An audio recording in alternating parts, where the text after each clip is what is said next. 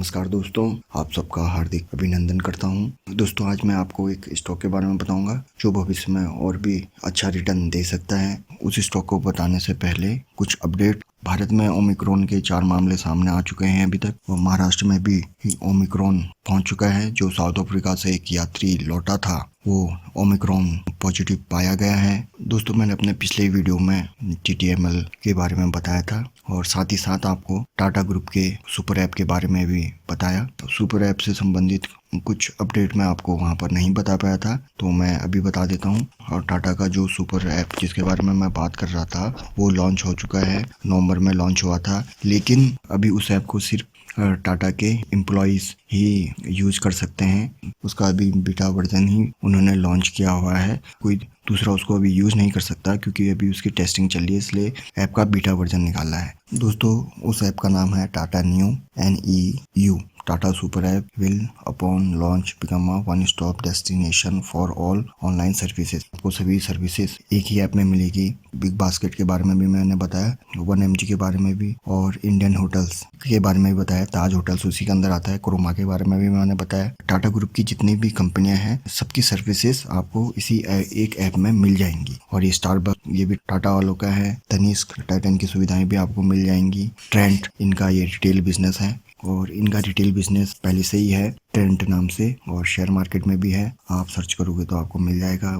Internet की सेवाओं के लिए TTML उसको भी उसमें इंक्लूड किया जाएगा। अच्छी बात है कि टाटा ने बीटा वर्जन बना दिया है टेस्टिंग के लिए। देखते हैं इसका फुल वर्जन कब तक रिलीज होता है, कब हम इसको यूज कर पाएंगे, ये तो आने वाले टाइम में ही पता चलेगा। इससे पता चलता है दोस्तों एक किसी भी कंपनी में आप निवेश करते हैं तो उनकी ऐसे अपडेट देखा करो। दोस्तों मैं आपको एक कंपनी के बारे में बताने वाला हूँ, नई कंपनी है। दोस्तों वैसे नाम बताने के लिए मैं आपको 2 सेकंड में उसका नाम बता सकता हूँ, लेकिन इससे आपको सीखने को कुछ मिलेगा नहीं, इसलिए आप वीडियो पूरा देखिए ताकि इसके बारे में आपको एक ओवरव्यू मिल सके। और ये कोई रिकमेंडेशन नहीं है और इनके रिजल्ट भी अच्छे आए थे। सबसे पहले दोस्तों ये कंपनी 1970 में शुरू हो गई थी।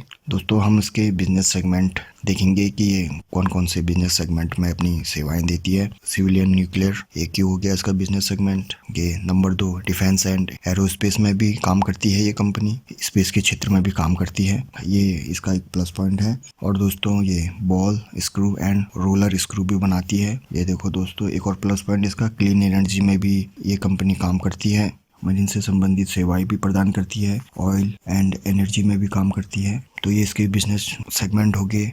दोस्तों इस कंपनी को 50 साल से भी ज़्यादा हो चुके हैं। शेयर मार्केट में अभी लिस्ट हुई है, लेकिन ये कंपनी काफ़ी पहले से 1970 के टाइम से ही काम करती आ रही है। दोस्तों अब हम इस कंपनी के क्लाइंट्स देखेंगे जो कि बहुत ज़रूरी होता है। आप किसी भी स्टॉक में निवेश कर रहे हो, अगर आपको उनकी क्लाइंट लिस्ट मिलती है तो उसको ज़रूर देखा करो, क्योंकि अगर किसी कंपनी के क्लाइंट बहुत जाने माने हैं उस कंपनी के ऊपर विश्वास और बढ़ जाता है। HAL इसके क्लाइंट है, ब्लूम एनर्जी, DRDO ये देखो दोस्तों, ISRO, DRDO ISRO, HAL, Bharat dynamics, BrahMos, तो देख सकते हो इनके क्लाइंट बड़े जबरदस्त हैं। और इसरो और DRDO भी इनके क्लाइंट है, और इसरो और DRDO के बारे में मुझे नहीं लगता आपको बताने की आवश्यकता है। इनके क्लाइंट बड़े जबरदस्त है, इनके क्लाइंट ने मुझे प्रभावित किया तभी मैं इसके बारे में आपको बता रहा हूँ। अब हम इसकी बैलेंस शीट देखेंगे। दोस्तों अब हम आगे हैं कंपनी की बैलेंस शीट पर। रिजर्व 165, 177, 206, 198, 446, यानी इनके जो रिजर्व है इंक्रीजिंग ऑर्डर में है, जो कि अच्छी बात है। और इनके रिजर्व देखकर आपने अंदाजा लगा लिया होगा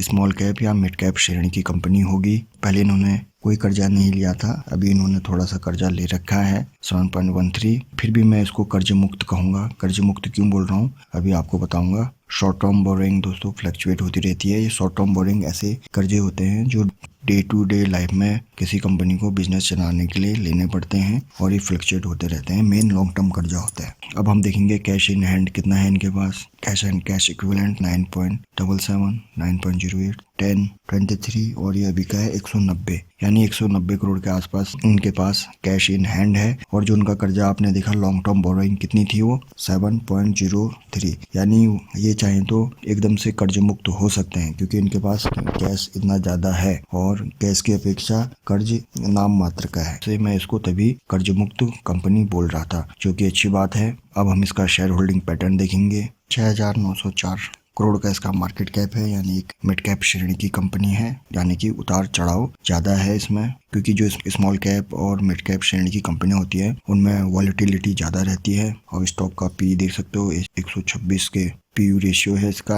और ये जो स्टॉक पीई आरओई आरओसीई है वो थियोरेटिकल के लिए ठीक रहता है, क्योंकि ये नई कंपनी है तो इसका डेटा ज़्यादा अभी अवेलेबल नहीं है। मार्च से लेकर अभी तक सेम शेयर होल्डिंग पैटर्न है। और ये विदेशी निवेशक अभी के टाइम में 1.91, घरेलू निवेशक 23.03 और ये जो पब्लिक 24.81, यानी घरेलू निवेशकों ने और पब्लिक ने ज़्यादा दिलचस्पी दिखाई है। 50% से ज़्यादा की हिस्सेदारी प्रमोटर ने अपने पास रखी है। और दोस्तों हमेशा ध्यान देना कि अगर प्रमोटर अपनी हिस्सेदारी कम कर रहे हैं तो कोई बुरी बात नहीं है आपको, लेकिन ये ध्यान देना पड़ेगा। जैसे मान लो अगली बार जब इसका डेटा अपडेट होगा तो उसमें अगर ये सीधे 50 से 30 कर दें या 20 कर दें तो वो खतरे की बात है, या लगातार कम करते हैं जाए, जैसे मैंने सिंटेक्स इंडस्ट्री में बताया था, तो वो ध्यान देने की बात है। बाकी अगर अगली बार जो डेटा अपडेट होगा उसमें अगर इनका 48 या 49 47 45 हो गया तो उसमें ज़्यादा कोई डरने की बात नहीं है। हाँ, अगर लगातार प्रमोटर कम होते जा रहे हैं, डीआईएस भी कम होते जा रहे हैं लगातार, तो तब खतरे की बात है। ठीक ठाक शेयर होल्डिंग पैटर्न है इसका।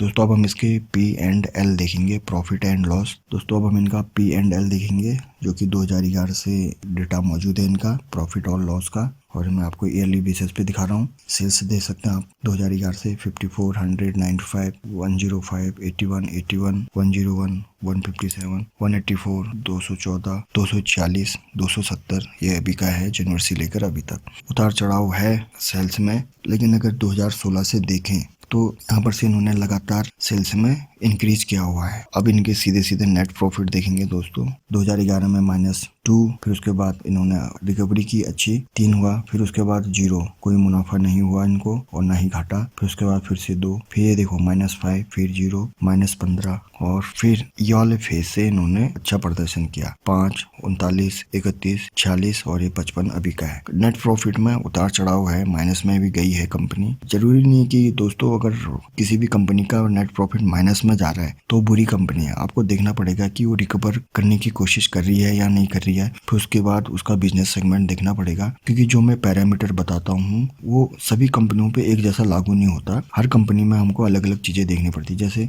TTML में सब चीज माइनस में थी और यहाँ पर भी माइनस में है, उस हिसाब से तो ये प्रॉफिट माइनस में है, तो एक हिसाब से बेकार कंपनी हो गई। तो हमने देखना पड़ेगा कि क्या इसने रिकवरी करने की कोशिश की, हाँ की थी रिकवर करने की कोशिश, और फिर हमको इनके जो रिजल्ट है वो डिटेल में पढ़ने पड़ेंगे। जरूरी थोड़ा है कि इनका जो मेन प्रॉफिट हो टैक्स से पहले का वो भी माइनस में हो, क्योंकि ये तो नेट प्रॉफिट है। टैक्स देने के बाद हो सकता है कोई एक्सेप्शनल आइटम की वजह से भी इनको नेट प्रॉफिट में असर पड़ा हो। लास्ट ईयर -15 के बाद से इनका जो प्रॉफिट था 5, 39, 31, 46, 55, इसमें कोई माइनस में नहीं है, ये अच्छी बात है। और सबसे बड़ी बात, कर्ज मुक्त कंपनी है, शेयर होल्डिंग पैटर्न अच्छा है, और जो इनका सबसे बढ़िया पॉइंट मुझे लगा वो लगा इनके क्लाइंट से। तो मैं जिस कंपनी की बात कर रहा था उसका शेयर प्राइस आप देख सकते हैं 2200 के आसपास है। 3 दिसंबर को कंपनी डाउन थी। अब इसका मैक्सिमम चार्ट देखेंगे, और 2021 में मार्च 2021 में लिस्ट हुई थी कंपनी। जून से देखें तो इसने अभी तक 118% से ज्यादा के रिटर्न दे दिए हैं, और जो इनका ऑल टाइम रिटर्न है वो है 1227। और दोस्तों ये जो रिटर्न होते हैं 1100, 1200, 118, ये एब्सोल्यूट रिटर्न होते हैं, एक्चुअल रिटर्न होते हैं जिनको CAGR कहते हैं। वो कैलकुलेट करना पड़ेगा, तब आपको पता चलेगा साल दर साल एक स्टॉक ने कितना रिटर्न दिया। और अभी इसका आंकड़ा ज्यादा मौजूद नहीं है क्योंकि ये नई कंपनी है, एक साल भी पूरा नहीं हुआ है इसको। मार्च में ही लिस्ट हुई थी, मैंने भी इसके IPO में अप्लाई किया था लेकिन अलॉटमेंट नहीं मिला। दोस्तों मैं जिस कंपनी की बात कर रहा हूँ वो है MTAR टेक्नोलॉजी। जी हाँ दोस्तों, और मुझे इसमें लगता है इस कंपनी में बहुत पोटेंशियल है, आगे भविष्य में अच्छा कर सकती है। ये मेरा ओवरव्यू था और ये कोई रिकमेंडेशन नहीं है दोस्तों। आप अपनी स्टडीज कीजिए, उसके बाद डिसीजन लीजिए। आशा करता हूँ आपको वीडियो पसंद आया होगा। आप स्वस्थ रहें, खुश रहें, शेयर मार्केट से अच्छा मुनाफा कमाएं। बहुत बहुत धन्यवाद।